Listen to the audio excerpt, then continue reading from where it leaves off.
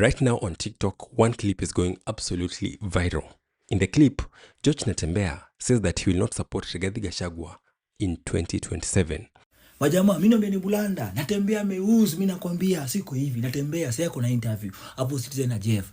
Amuzuna Jeff vizuri. Unaweza ka support Gachagua akisema nataka kusoma Orezo. Mimi nakwambia Natembeya amesema no.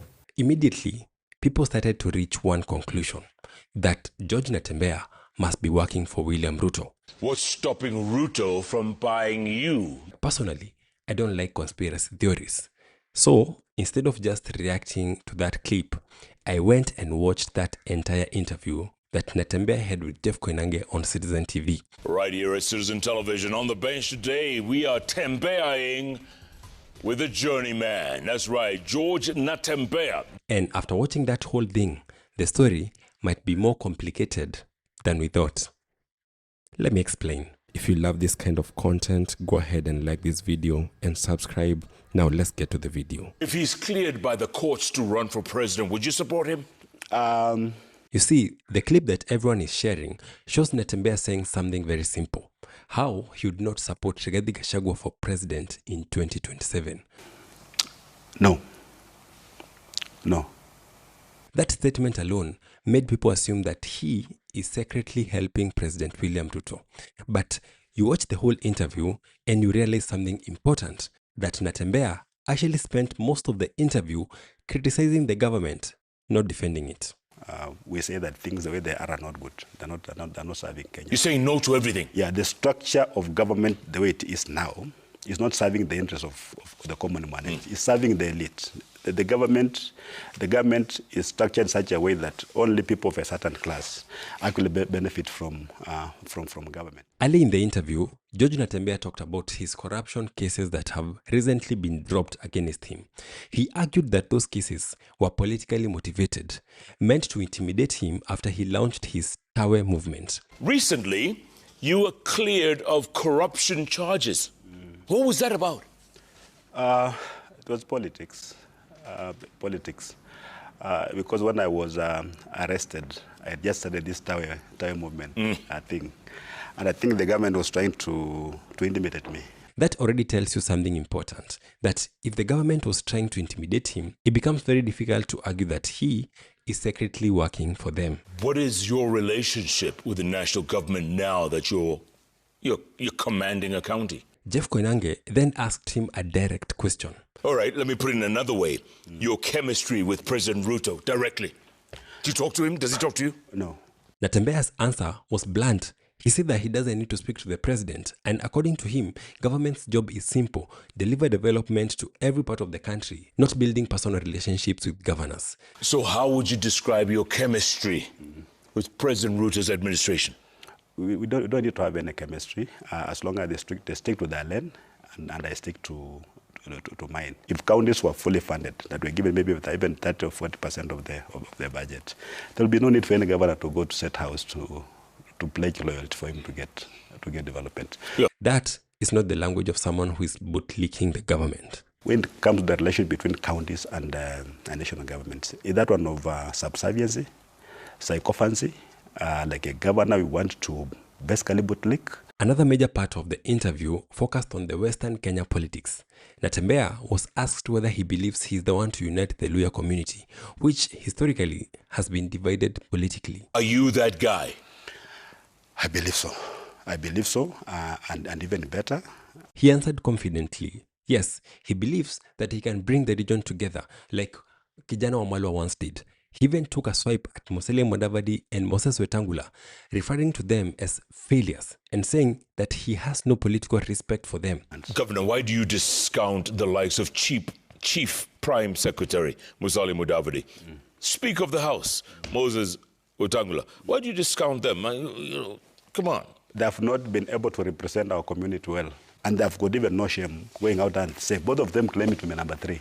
And when you hear things like Ichungwa taking 1.5 billion to his constituency for roads, and we're taking 300 million for 5 counties in Western region for roads, Yeah, and you are sitting there, speaker, presiding over that budget, and you can't pick out that thing. How can it be important to us? So clearly, this is someone who is trying to build his own political base, not someone acting as a proxy. DCP leader, former Deputy President Rigathi Gachagua, speaks very highly of you. Yes. Your thoughts about him? Now, here's the part that TikTok clips completely removed. When Natembeya was asked about Rigathi Gachagua, he actually said some interesting things about him. We share history. He was in premier administration, like myself. Of course, he rose up to a certain rank and he went into private business. He further went on to acknowledge that Rigathi Gachagua was defending the interest of his region, and that's why he was impeached. We speak very frankly about issues affecting our people. Yeah. And I'm sure maybe when it comes to a bit of difference in terms of implementation, we're going to agree. The guy was sacrificed ostensibly for speaking for the mountain when it was supposed to be a national leader. Yeah. You know, there were so many other things that he was doing, you know, and he says that those things that he was saying actually had been sent to say them. But his reason for not supporting him had nothing to do with Ruto. His argument was about Kenya's ethnic power balance. I believe that the president should rotate.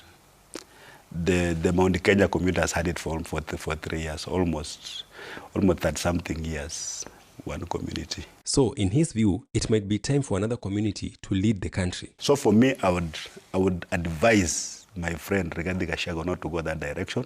I've spoken with members of the community, of the mountain community. Many of them are not even very keen on the president and the deputy presidents. They want that thing to be taken by somebody, even the Molokan. That is why he said he would not personally support a Gachagua presidency. Do you think the united opposition would finally create the first non-Kikuyu, non-Kalenjin presidential candidate? Do you think that could happen? Yes. That can. Why not? He even said he has told Gachagua that directly. As a person, I said I'll advise him. When he was given, I'll advise him just to decline. Natembeya also spoke about other possible opposition candidates. When he was asked about Kalonzo and Matiang'i, he had some very nice things to say about them. Kalonzo Musyoka. Kalonzo Musyoka is a diplomat. He's a good guy. He's humble background. He understands what the poverty looks like. His community has never had the presidency. If he offers himself to be considered. Would you support him if he was the chosen one? Why not? Because we are saying anybody who is chosen. Dr. Fred Matiang'i. What he said after he was asked, can Dr. Fred Okengo Matiang'i become president? These are the exact words George Natembeya used, and I'll put the video for you at the end to listen. He said he is very, very efficient, very effective, and results-oriented. He's very, very, very efficient, very, very effective also, results-oriented. If it's agreed by Kenyans that he leads us against Ruto, we will still support him. But interestingly, he said the same thing about Martha Karua. Even though she's qualified to be president, he believes that ethnic dynamics might make her candidacy very difficult. Martha Karua, the Iron Lady. But the Iron Lady, I remember when he had with the skirmishes in 2007, people said she was the only man in Kibaki's government. Kibaki's government. If she's supported, I believe in this war on corruption, Martha can really fight it. Of course, I'll have similar reservations that I've had for Reggie because of where she comes from. Only that, yeah. Only that. So this was not just about Gachagua. It was about his broader political calculation. So your biggest beef is someone from Central or someone from the Rift, rotating this presidency? Yeah. It's not my personal beef. It's the feeling out there. I believe in doing a bit of, talking to people, weighing what they're saying generally. You go on social media, you get this. There is that thinking that can we try somebody else. Yeah. And I'm sure if we try somebody else, another person, this idea of people killing each other for the president will just go. Towards the end of the interview, Natembeya was asked about Edwin Sifuna, and he had very positive things to say about Sifuna. Young Sifuna has come out. Yes. And he's slowly transforming into a national leader. Yes. Ever since he was kicked out as Secretary General. Your thoughts about? Sifuna has always been around. Sifuna has vied for positions. He's a fine young man.